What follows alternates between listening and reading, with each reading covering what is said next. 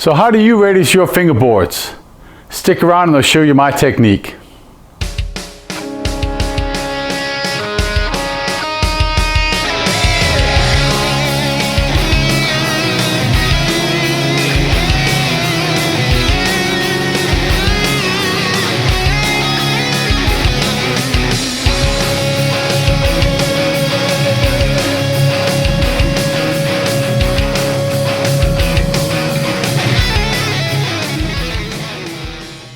So there's so many different ways to radius a fingerboard. And the old-fashioned way, the way I started out doing it, was using these cawls right here. And these are good for clamping as well. But these cawls, they come in different sizes. They got a 9.5 and a 7.25 here. And they're sanding blocks, radius sanding blocks. You put some sandpaper on that with some adhesive, and you just run along the top of the fingerboard until you get your desired shape. You can buy these came from StuMac. You can make some. I made this one. I made it long enough so that I could span a whole a length of a fingerboard without coming off it. Like, these are kind of short, so with these it's not as accurate to me. This could cover more square footage. And what I would do too is put it in a vise in this position right here, and just run the fingerboard upside down on this, in this position. And I've done a pretty good job.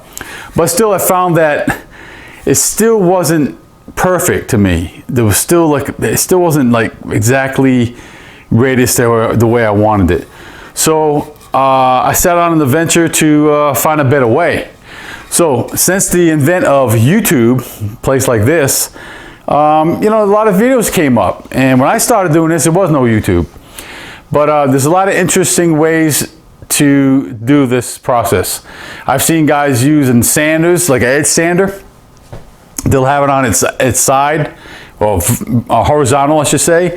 And they've got this apparatus that they attach the neck to, and it swings back and forth, and it's really cool. I like it. I like the way it radiuses things, and it looks very accurate.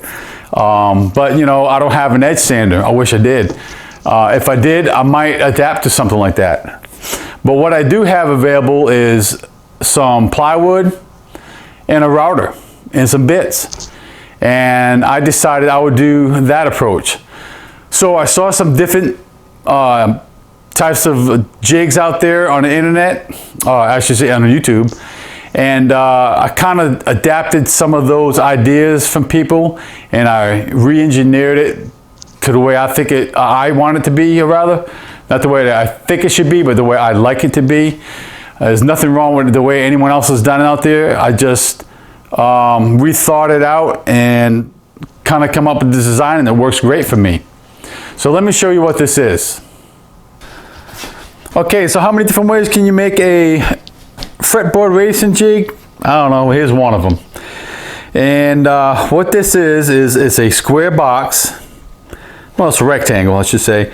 It's kind of not a whole box, it doesn't have a top to it, but it's got a bottom and two sides. These two sides are exactly the same, and they're parallel to each other. They're perfectly flat. And inside is a platform, and the platform is what the fingerboard sits on. So the platform is adjustable up and down. There's screws on the side over here, and on this side, on the other side over here. So I can bring up the back or the front, the whole thing, and I level it out until the fingerboard top is flush with these rails right here. These rails are what the sled rides on. And I keep all my necks. This is a neck here that needs to be done as well. And this is a scarf joint neck. And I keep them all flat and squared up, other than, you know, doing the taper and the headstock shape and all that. I keep the bottoms flat like this. I don't carve that out till later. After I radius it and after I fret them, that's when I do the profile on the back. So this one's the same way in here. It's already got the inlays in it. So it sits in this bed. It's raised up, it's leveled out. And then on top of this bed are these two wooden clamps basically. And they're slotted like these are here for adjustment. And they move in and out. And I'll center the neck on this jig. I'll pull these in and I'll snug them. And then I'll take my sled. And this sled has center lines drawn on it. Sled fits over the box, sits on these rails, and glides back and forth. So I have a center line drawn on the fingerboard, and then I line up my line on the sled to the mark on the end of the fingerboard here, and I adjust these appropriately. Do the same thing on this end. Adjust these so they're clamped in, and the neck is centered all the way down. I lock those in place, and it's not moving. There is a back stop to it, so the neck can't go that way. It can't go this way because these two clamping blocks are tapered to the shape of the neck. So the neck can't go that way. It just won't. It just gets tighter going that way. You can pick up on this and it ain't coming out either. The sandpaper pretty much holds it in there nicely, and it's very sturdy. So now we get the sled on there. Then we're going to take the base. The base is attached to this other wooden base that matches the radius of this sled. And I guess this is part of the sled. It's the base of the sled, whatever.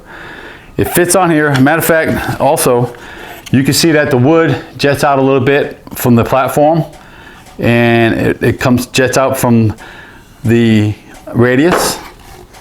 And what it does is this wood will rod in the inside of the sled, and it will keep it from falling off. There's also some washers right here that jet up a little bit past it, and they keep it from moving back and forth here and here. So this is what it does. It slides back and forth this way and this way. So I'll take my router and a bit. This is my router here, and this is the bit I'm using. This is a 1/2 inch end mill. It's got 2 flutes on it, and it's got I think 1/8 radiuses on the ends, but it's flat in the middle, and that's what I use to radius these.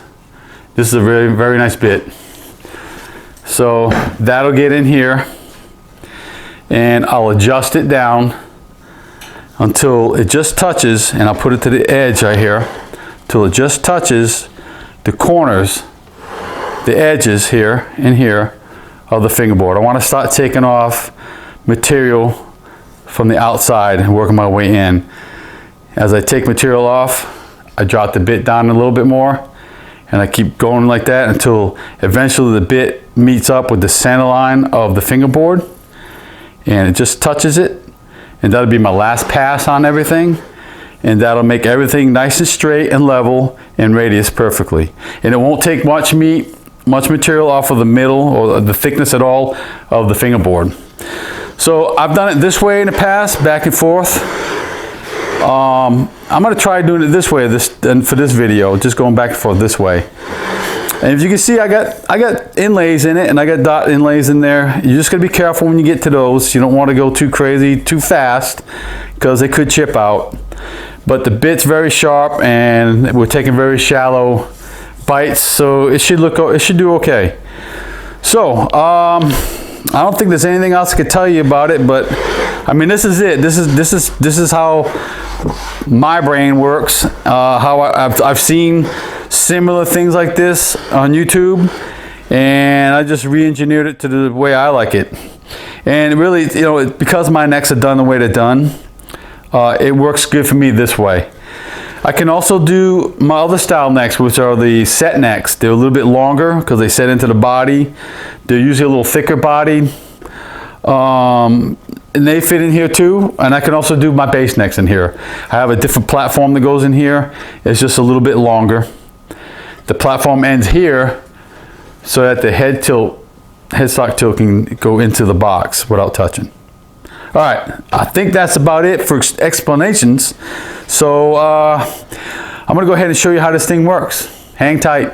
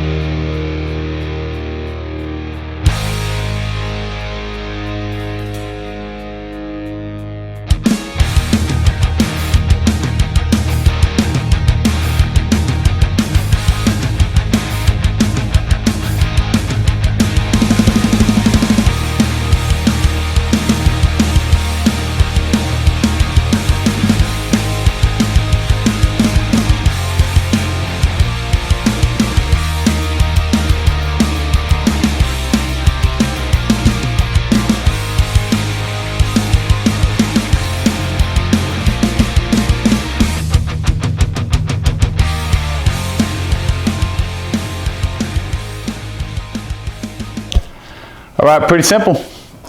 And there's the end result. It's pretty smooth. You can kind of see a little bit of the, the runs from the bit, but just a light sanding, it's going to get a light sanding anyways, and that'll disappear. But it is a true, perfect 12-inch radius all the way down this fingerboard. All right, so this jig is really proving itself. I like what it's doing. So, if you like what you saw here today, go ahead and hit that like button. And don't forget to subscribe to my channel so you can keep up on whatever videos I got coming up next. And I want to thank you for joining me here at Les Bronx Guitars, where custom is what it's all about. See ya.